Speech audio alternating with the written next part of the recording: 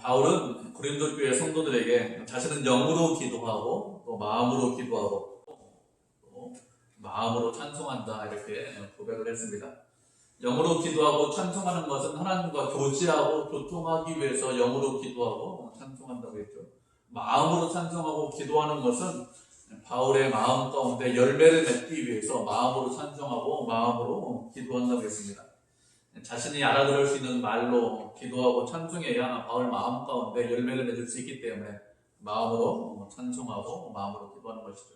영으로 찬송하고 기도하는 것은 주님과 교제해야 그래야 의미가 있기 때문에 영으로 기도하고 찬송을 한다고 했습니다.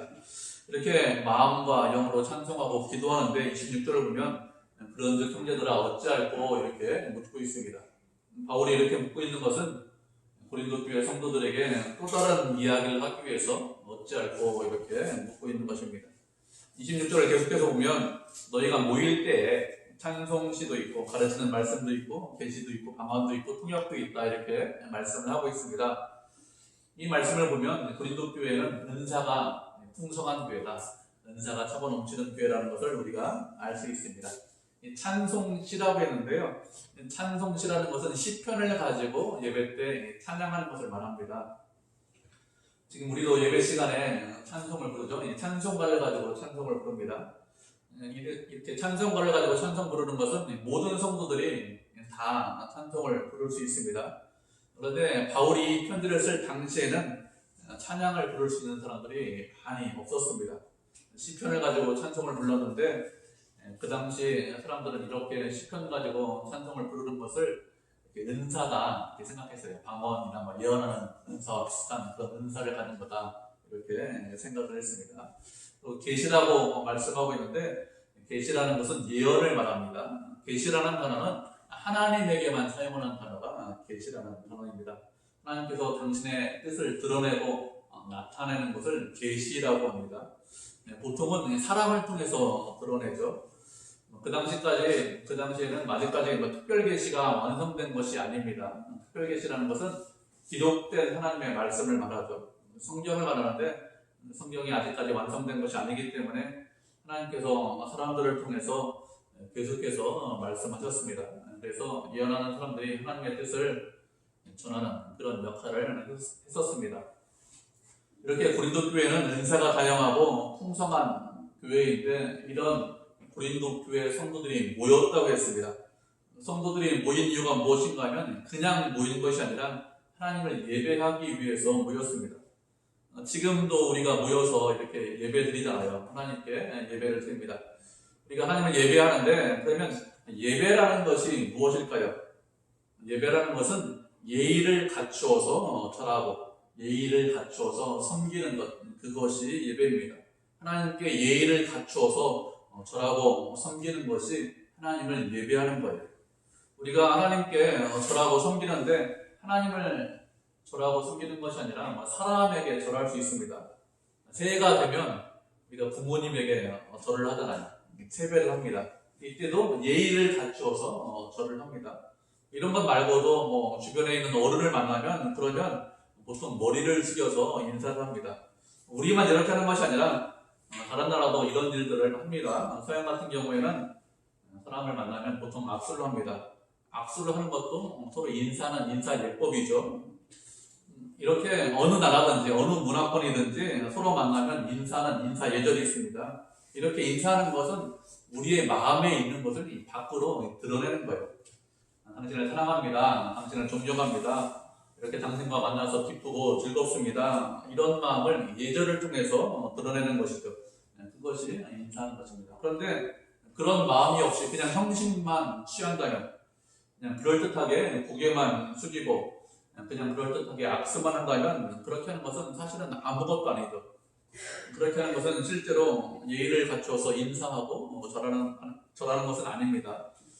사람은 다른 사람이 어떤 마음을 가지고 그렇게 행동을 하는지 잘 모릅니다. 그래서 인간은 다른 사람의 외형만 취할 수 있습니다. 그러나 하나님은 그렇지 않죠. 우리의 모든 것을 다 알고 계십니다. 우리가 어떤 마음을 가지고 어떻게 행동을 하고 있는지 우리의 모든 마음을 다 알고 계시죠. 우리가 하나님을 예배하는데 하나님을 섬기겠습니다. 하나님께 절하겠습니다. 이렇게 그런 마음을 갖고 이렇게 예배에 참석하는지 그렇지 않고 그냥 형식적으로 자리만 앉아있는지 그런지 하나님께서 우리의 마음을 다 알고 계시죠. 그렇기 때문에 우리가 지금 예배를 드릴 때 하나님, 제가 하나님 앞에서 절하고 하나님만 섬기고 하나님만 높이겠습니다. 이런 마음을 가지고 예배를 드리셔야 합니다. 그렇지 않고 하나님만 섬기겠습니다. 하나님만 높이겠습니다. 이런 마음 없이 그냥 다른 사람이 기도할 때 눈 감고 있고 제가 일어서라고 하면 일어서고 제가 앉으라고 하면 앉고 이렇게만 한다면 그건 바른 예배가 아니겠죠. 하나님만 예배하고 하나님만 섬기고 하나님 앞에 절하겠습니다. 하나님만 사랑합니다. 이런 마음을 가지고 예배를 드려야 그래야 하나님 보시기에 합당한 예배입니다. 그리고 하나님께서는 그런 예배를 받으시고 또 하나님께서는 그렇게 예배를 드리는 예배자를 찾으신다고 했습니다. 그렇기 때문에 예배를 드릴 때 하나님만 사랑합니다. 하나님만 높이고 절하고 공경하겠습니다. 이런 간절한 마음이 있어야 됩니다. 그래야 하나님 보시기에 합당한 예배죠.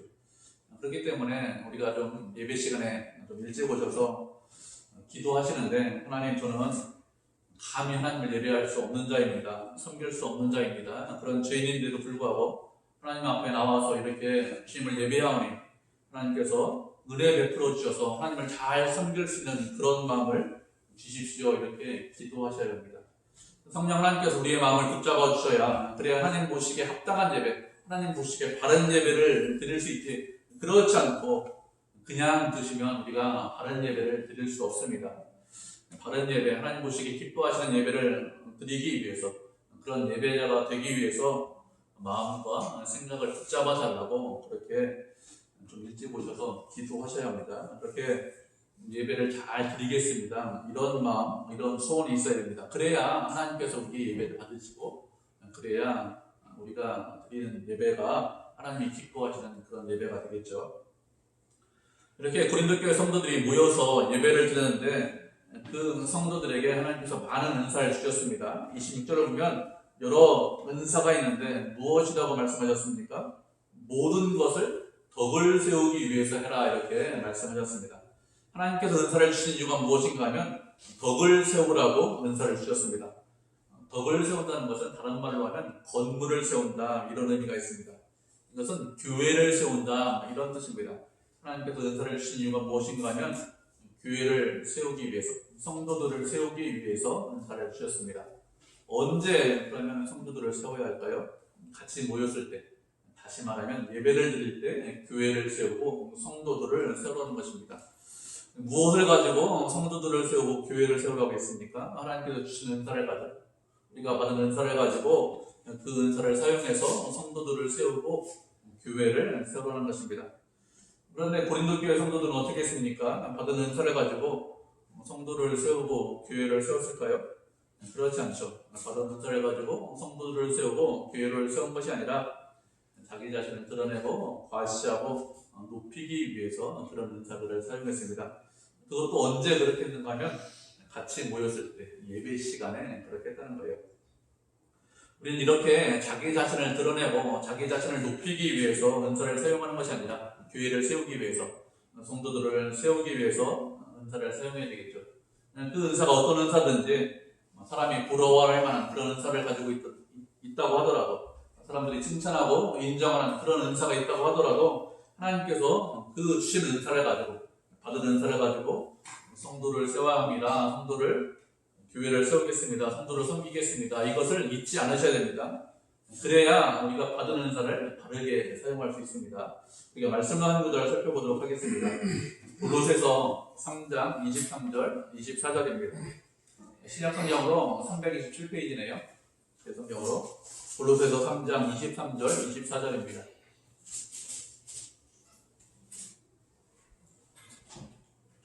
두 절이니까 한 목소리로 읽겠습니다. 327페이지 골로새서 3장 23절, 24절입니다. 신약성경 327페이지 골로새서 3장 23절, 24절 두 절인데 우리 한 목소리로 같이 읽겠습니다. 시작. 무슨 일을 하든지 마음을 다하여 주께 하듯 하고 사람에게 하듯 하지 말라. 이는 기업의 상을 주께 받을 줄 아나니 너희는 주 그리스도를 섬기느니라. 아멘. 무슨 일을 하든지 마음을 다하여 죽게 하듯 하고 사람에게 하듯 하지 말라고 했습니다. 이 말씀은 사도 바울이 그 당시 종으로 있던 사람들에게 하던 말입니다. 예수님을 믿는 성도들인데 그 당시 사도 바울이 이 복음을 전할 당시 이 편지를 쓸 당시에는 계급사회잖아요. 그렇기 때문에 종도 있고 주인도 있었습니다.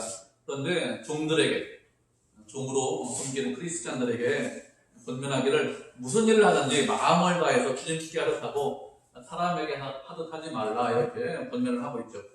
우리가 예배를 드릴 때 이런 마음이 있어야 됩니다. 어떤 은사를 가지고 예배를 섬기든지 종의 마음을 가지고 마음을 다해서 섬겨야 됩니다. 그냥 섬기는 것이 아니라 우리의 마음을 다하고 정성을 담아서 섬겨야 되겠죠. 그리고 어떤 일을 하든지 사람에게 그 일을 하는 것이 아니라 주님께 하듯이 그 일을 하라고 했습니다. 우리 앞에 주님께서 계신다면 우리가 함부로 할까요? 함부로 하지 않겠죠. 눈 가리고 아웅할까요? 그렇게 하지 않을 것입니다. 그리고 주님께 받은 은사를 가지고 자랑하고 자기 자신을 드러내고 다른 사람을 무시할까요? 그렇게 하지 못하겠죠. 함부로 하지 못하고 자랑하지 못할 것입니다. 주님이 눈앞에 계신데 어떻게 그렇게 할 수 있습니까? 그렇게 하지 못하고 언제나 종으로 섬기는 자로 있을 것입니다. 그런 마음으로 주님께 하듯이 교회를 섬기고 성도를 섬기고 그리고 하나님을 섬겨야 합니다. 그렇게 종으로 하나님을 섬기고 다른 사람을 섬겨야 그래야 예수님을 따라가는 것이죠. 예수님께서 이 땅에 종으로 오셨습니다. 우리를 사랑하고 섬기기 위해서 주인으로 오신 것이 아니라 종으로 오셨습니다. 그렇기 때문에 우리도 주님을 따라가기 때문에 어떻게 됩니까? 종으로 사셔야 됩니다. 그리고 우리에게 상을 주시는 분은 누구죠? 주님께서 우리에게 상을 주십니다. 사람에게 받는 것이 아닙니다. 주님께 상을 받기 때문에, 주님께서 내 인생을 평가하시기 때문에, 주님께서 내 인생에 대해서 인정하시고 칭찬하시기 때문에 주님의 평가에 따라서, 주님의 인정에 따라서 우리의 상이 달라지죠. 우리는 사람을 섬기는 자들이 아닙니다. 주님을 섬기는 자들입니다. 사람의 평가가 중요한 것이 아니라 주님께서 어떻게 평가하시느냐, 이것이 중요하죠. 주님께서 주시는 은사를 가지고 성도를 세우라고, 교회를 세우라고 말씀하셨습니다. 종의 마음을 가지고 섬기고 종의 마음을 가지고 사람에게 하듯이 하는 것이 아니라 주님께 하듯이 하라고 했습니다. 그렇게 종의 마음을 가지고 마음을 다해야 그래야 성도가 세워집니다.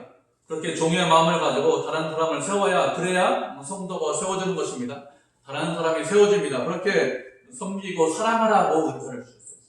그렇기 때문에 어떤 은사를 받았든지 우리가 모든 사람이 다 은사를 받았지 않습니까? 그러니까 어떤 은사를 받았든지 다른 사람을 섬기고 사랑하고 성도를 위하고 성도를 세워야 됩니다. 그래야 하나님의 뜻에 순종하는 것이고 그렇게 해야 하나님께서 기뻐하십니다. 이렇게 바울은 모든 은사를 사용할 때 덕을 위해서 사용을 하고 있습니다. 이렇게 덕을 세우기 위해서 은사를 사용을 하고 있는데 어떻게 해야 되는지 구체적으로 설명을 하고 있습니다. 27절과 28절을 보면 방언의 은사를 사용할 때 어떻게 하는 것이 덕을 세우는 것인지 구체적으로 설명을 하고 있습니다.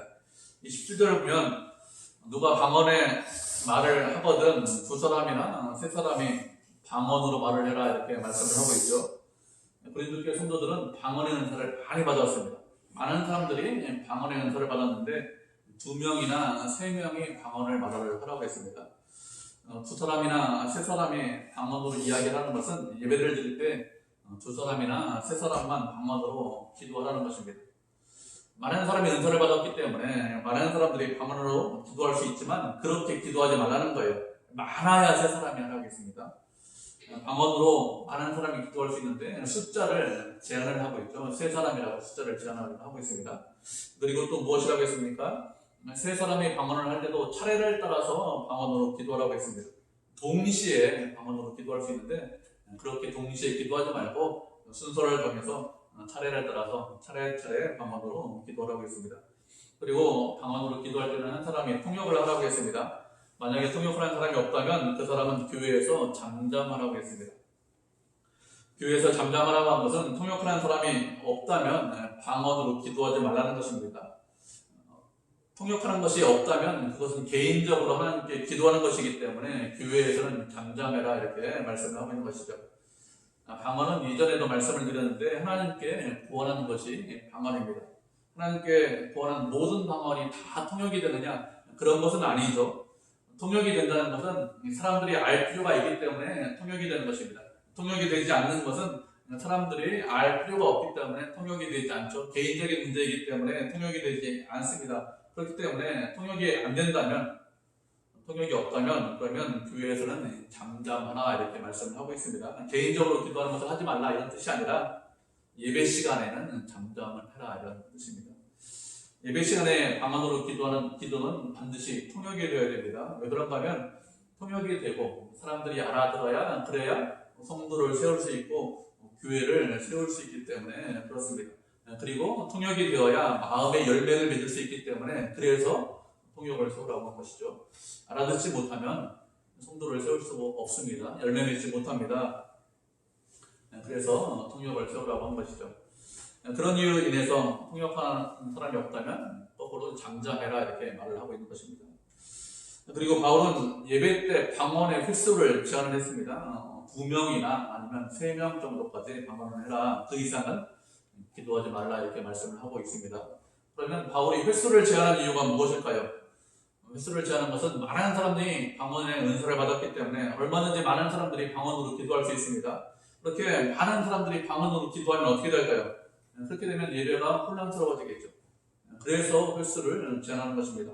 얼마든지 방언으로 기도할 수 있지만 기도하지 않고 다른 사람이 기도할 때 그 기도를 마음을 다해서 듣고, 다른 사람이 기도할 때 마음을 다해서 함께 기도하는 것도, 그렇게 하는 것도, 내가 기도하지 않지만 그렇게 하는 것도 교회를 세우는 것이기 때문에 2사람이나 아니면 3사람이 방언으로 기도해라 이렇게 말씀을 하고 있습니다. 왜 다른 사람이 기도할 때 내가 기도하지 않지만 같이 마음을 다해서 기도하면 그것도 교회를 세우는 것입니다. 그리고 동시에 방언으로 기도하면 혼란스럽기 때문에, 그리고 무슨 말을 하는지 알 수 없기 때문에 그렇게 알아듣을 수 있도록 차례를 정해서, 순서를 정해서 방언으로 기도해라 이렇게 말씀을 하고 있습니다. 이렇게 횟수도 제한하고 그리고 순서도 정하고 통역도 되어야 성도들을 세우고 교회를 세울 수 있기 때문에 그렇게 하라고 했습니다. 29절부터는 예언에 관해서 말씀하고 있습니다. 예배 시간에 예언을 한 것도 2이나 3이 말을 하라고 했습니다. 예언은 하나님의 뜻을 사람들에게 전하는 것이죠. 바울은 이 예언을 통해서 복음을 깨닫고 그리고 책망을 받고 숨은 일이 드러나고 하나님께 존귀하고 하나님께서 너희 가운데 계신다 이렇게 성도들이 고백한다고 했습니다. 그렇기 때문에 방언의 은사보다는 예언의 은사를 사모하라 이렇게 말씀을 하고 있죠. 이렇게 예언의 은사를 사모하라고 했지만 예배 시간에 예언하는 것도 2-3사람만 예언해라 이렇게 말씀하고 있습니다. 많은 사람이 예언의 은사를 사모하고 많은 사람이 예언의 은사를 가지고 있습니다. 그렇지만 방언과 같이 2-3사람만 예언하라고 했습니다. 그리고 2-3사람만 예언을 하고 다른 사람들은 그 예언에 대해서 분별하라고 했습니다. 방언에 관해서 말씀할 때는 어떤 사람이 방언하면 그 방언을 통역을 하라고 했고, 예언은 예언에 관해서 말씀할 때는 다른 사람이 예언하면 그 예언에 대해서 분별하라고 했습니다. 바울이 예언을 하고 다른 사람이 분별하라고 했는데, 그렇게 분별하라고 한 이유가 무엇일까요? 예언을 분별하라고 하는 것은, 예언이라는 것은 하나님의 뜻을 전하는 것이지만 잘못된 뜻을 전할 수 있기 때문에 그렇습니다. 바울이 이 편지를 쓸 당시에는 계시가 완전히 종결된 것은 아니죠. 아직까지 하나님께서 사람들을 통해서 하나님의 말씀을 전하실 때입니다. 그런데 하나님의 뜻을 전한다고 하지만 하나님의 뜻이 아닌 다른 것을 전할 수 있기 때문에 실제로 분별하라고 한 것입니다. 광명한 천사가 사탄도 실제로 광명한 천사로 위장을 할 수 있습니다. 그렇기 때문에 예언의 말씀을 들었으면 그 예언의 말씀을 분별할 수 있어야 됩니다. 우리가 말씀을 한 구절 살펴보도록 하겠습니다. 갈라디아서 1장 6절부터 9절까지입니다. 신약성경 301페이지죠. 갈라디아서 1장 6절부터 9절까지, 이건 주일학교 아이들 먼저 읽도록 하겠습니다. 다 펼쳐야 돼요. 옆에 있는 사람들 찾아주시기 바랍니다. 신약성경 301페이지 갈라디아서 1장 6절부터 9절까지 말씀입니다. 갈라디아서 1장 6절부터 9절까지 신약성경 301페이지 6절부터 있는데, 6절은 우리 주일학교 아이들 먼저 읽고 나머지는 어른들이 읽겠습니다. 찾으셨죠? 다 1장 6절 찾았으니까 같이 읽겠습니다. 시작. 그리스도의 은혜로 너희를 부르신 이름이 이같이 따라 증인된 예는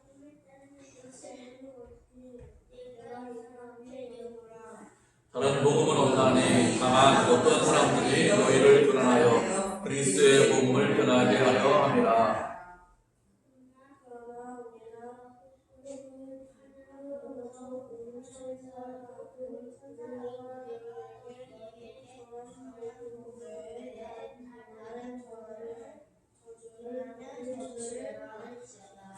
우리가 전에 말하였거니와 내가 지금 다시 말하노니 만일 누구든지 너희 받은 것 외에 다른 복음을 전하면 저주를 받을지어다. 아멘.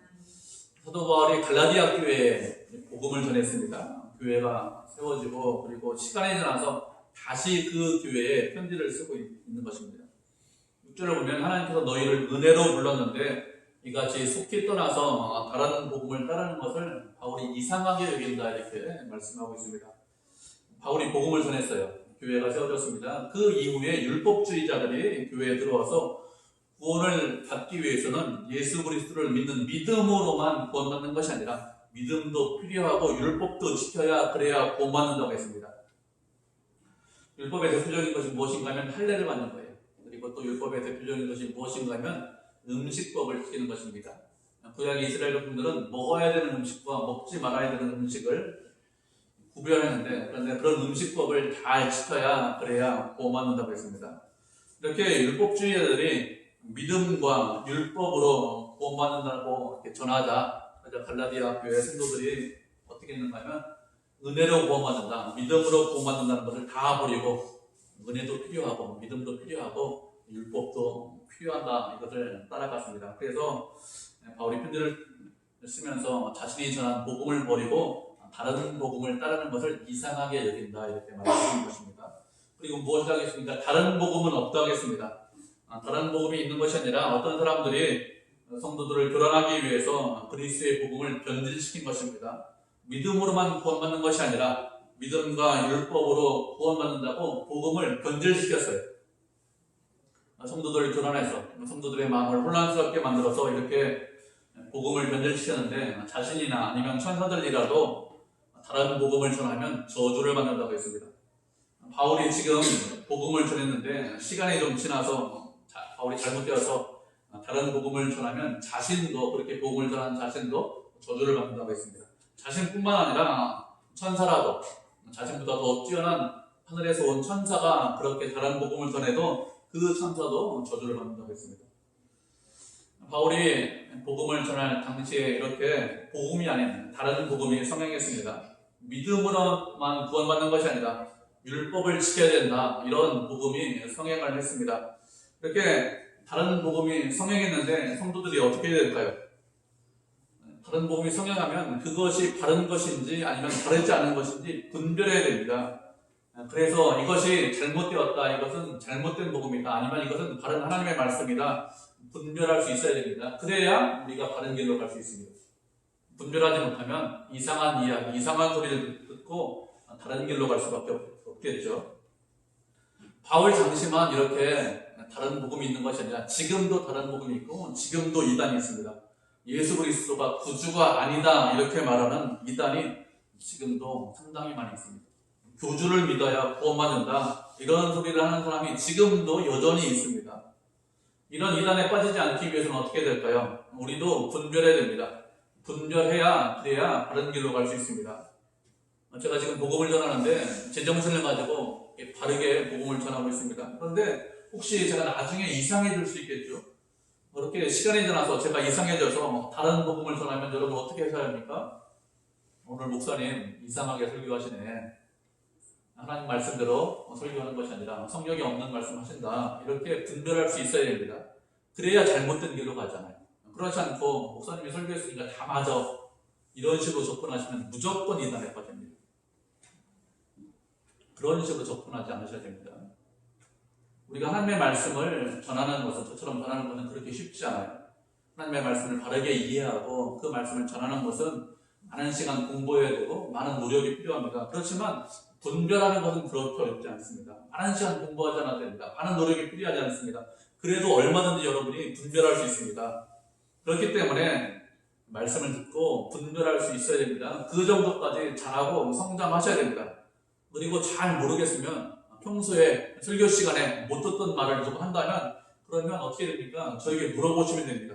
사람들이 이런 말을 하는데 목사님 그것이 바른 것입니까? 아니면 잘못된 것입니까? 저한테 물어보시면 됩니다. 그렇지 않고 물어보시지 않고 그냥 그 사람들이 하는 말 다 믿고 내가 처음 듣는 말이다. 내가 듣기 좋아하는 소리다. 그렇게 생각해서 분별하지 않고 그냥 다 맞아 이렇게 생각한다면 그러면 그 사람은 잘못된 길로 갈 수밖에 없겠죠. 언제라도 잘 모르시면 그러면 물어보시면 됩니다. 그리고 어떤 사람들이 이건 비밀이다. 주변 사람들에게 비밀이고 목사님에게도 비밀이고 교회 성도들에게도 비밀이다. 너하고 나만 안다. 이렇게 누가 말하면 그 사람은 무조건 이단입니다. 복음은 믿지 않는 사람들에게는 비밀입니다. 믿지 않는 사람들은 예수님을 알지 못하기 때문에 예수님께서 그들에게 알려지지 않았기 때문에 믿지 않는 사람들에게는 비밀이 확실합니다. 그런데 믿는 사람들에게는 우리에게는 비밀이 아닙니다. 예수님을 믿는데 내가 너보다 더 많이 안다. 나만 알고 있고 우리만 알고 있고 그 사람들은 모른다. 이런 것은 없습니다. 믿는 사람들에게는 비밀은 없습니다. 믿지 않는 사람들에게 복음이 비밀이죠. 그렇기 때문에 비밀이다. 다른 사람들은 모른다. 이렇게 말하면 그것은 무조건 다 이단입니다. 이단이다 이렇게 생각하시면 정확히 맞습니다. 우리는 이렇게 말씀을 듣고 분별할 수 있어야 됩니다. 그래야 이상한 길로 엉뚱한 길로 가지 않습니다. 잘못된 길로 가면 반드시 망합니다. 반드시 멸망당합니다. 그렇기 때문에 반드시 우리가 말씀을 듣고 분별해야 되고 그렇게 분별할 수 있을 정도로 우리의 믿음과 우리의 신앙이 자라고 성장해야 되겠죠. 그리고 30절을 보면 만일 곁에 앉아있는 다른 이에게 계시가 임하면 먼저 하던 자는 잠잠하고 멈추라고 했습니다. 먼저 하나님의 말씀을 전했는데 다른 사람에게 하나님의 계시가 임했습니다. 그래서 다른 사람이 하나님의 말씀을 전합니다. 그러면 어떻게 하라는 것입니까? 먼저 말하던 자는 잠잠을 하고 있습니다. 내가 할 말을 다 하지 못했기 때문에 그 말 다 하려고 하지 말고 그 다음 사람이 하는 말을 들으라는 것이죠. 왜 이렇게 다음 사람이 하는 말을 들으라고 했을까요? 이렇게 한 것은 하나님께서 그 사람을 통해서 말씀하시기 때문에 그렇습니다. 하나님께서 말씀하시는데 두 사람이나 세 사람에게 말씀을 하십니다. 근데 10가지를 말씀하실 수 있어요. 그런데 한 사람이 10가지를 다 말할 수 있습니다. 그렇지 않고 세 사람에게 나누어 말씀을 하실 수도 있습니다. 한 사람에게는 첫 번째 사람에게는 3가지, 두 번째 사람에게는 3가지, 마지막 사람에게는 4가지 이렇게 10가지를 말씀하실 수 있습니다. 그렇기 때문에 옆에 사람에게 다른 사람에게 계시가 임하면 그 사람 앞에 있는 사람은 더 이상 말하지 않고 잠잠을 하겠습니다. 이렇게 하는 것은 하나님의 말씀을 전하는 자도 누구의 뜻에 순종을 하라는 것입니까? 말씀을 전하는 자도 하나님의 뜻에 순종을 하라는 것입니다. 하나님의 말씀을 전한다고 하면서 내가 하고 싶은 말을 한다면 그것은 다른 것이 아니겠죠. 내 생각이 아니라 하나님의 뜻을 전하고 교회를 세우고 성도를 세우는 것, 그것이 연하는 것입니다. 교회를 세우고 성도를 세우고 하나님의 뜻을 전하는 것이 연하는 것이지 내 생각, 내가 하고 싶은 말을 하는 것이 연하는 것이 아닙니다. 그래서 다른 사람에게 계시가 임하면 잠잠해라 이렇게 말씀하고 있는 것이고요. 그리고 31절에서는 모든 사람이 배우고 모든 사람이 권면받게 하기 위해서 하나씩 예언하겠습니다. 예언을 하는데 성도들을 위해서 예언을 하는 것입니다. 하나님께서 어떤 분인지 성도들이 더 많이 알고 더 많이 배우고 더 많이 알아가기 위해서 그래서 예언을 하라는 것입니다. 또 잘못한 것이 있을 수 있겠죠. 그러면 권면을 받기 위해서 회개하고 돌이키게 하기 위해서 그래서 예언을 하라고 했습니다. 성도들을 세우고 성도들을 성장시키기 위해서 하나님의 말씀을 전하는 것이죠. 그리고 예언하는 자들의 영은 예언하는 자들에게 제재를 받는다 이렇게 말씀을 하고 있습니다. 예언은 사람을 통해서 하나님의 말씀을 전하는 것입니다. 그렇기 때문에 예언하는 것에 대해서 말씀을 전하는 것에 대해서 그 사람이 예언하는 사람이 통제할 수 있다는 것입니다. 어느 날 갑자기 예언하는 사람에게 계시가 임해서 그래서 하나님의 말씀을 전하는 것이 아니라는 것이죠. 스스로 통제하지 못하고 마치 무엇인가 이끌려서 말씀을 전하는 것이 아니라 사람을 통해서 하나님의 뜻을 전하기 때문에 그 사람이 얼마든지 통제할 수 있다는 것입니다. 사람이 통제할 수 있기 때문에 옆에 있는 사람에게 예언의 말씀이 임하면 어떻게 합니까? 당연히 침묵할 수 있다는 거예요. 통제가 가능하기 때문에 그런 거죠. 사람들이 예언이나 경언을 하면서 통제할 수 있는 이유가 무엇일까요? 그것은 하나님은 무질서의 하나님이 아니시라 화평의 하나님이시기 때문에 그렇습니다. 하나님은 화평의 하나님이시죠. 화평의 하나님이시라는 것은 질서의 하나님이시다 이런 뜻입니다. 하나님께서는 질서의 하나님이시고 또 화평의 하나님이십니다. 아무 계획 없이 아무런 준비 없이 어떤 일을 하시는 것이 아니라 계획하고 준비하셔서 모든 일을 하십니다. 사람을 통해서 일을 하시지만 무질서하게 일하시는 분이 아닙니다. 계획하시고 준비를 통해서 일을 하시고 그 일을 통해서 서로 사랑하고 화평하고 하나를 이루기 위해서 일을 하시지 그 일을 통해서 서로 싸우고 분열하고 나누고 다투기 위해서 일하시는 분이 아닙니다. 하나님은 사랑의 하나님이시죠. 또 하나님은 화평의 하나님이십니다. 그렇기 때문에 성도들이 우리가 모여서 예배를 드릴 때 무질서하고 서로 싸우고 자랑하고 자기 자신을 드러낸다면 그렇다면 그것은 하나님을 예배하는 것이 아니겠죠. 그렇게 하면 하나님을 예배하기 위해서 모였지만 그 예배는 다른 예배가 아닙니다. 예배는 하나님만 섬기고 하나님만 높이고 하나님만 자랑하고 하나님만 드러내는 것입니다. 그리고 예배를 통해서 성도들을 세우고 성도들을 건면하는 것이 그것이 예배입니다. 그렇기 때문에 우리는 받은 은사를 통해서 종의 마음을 갖고 하나님을 높이고 하나님께 영광 드리고 성도를 돌아보고 서로 사랑하고 하나가 되어서 하나님이 기뻐하시는 그런 성도, 그런 교회가 되기를 주님의 이름으로 축복을 드립니다.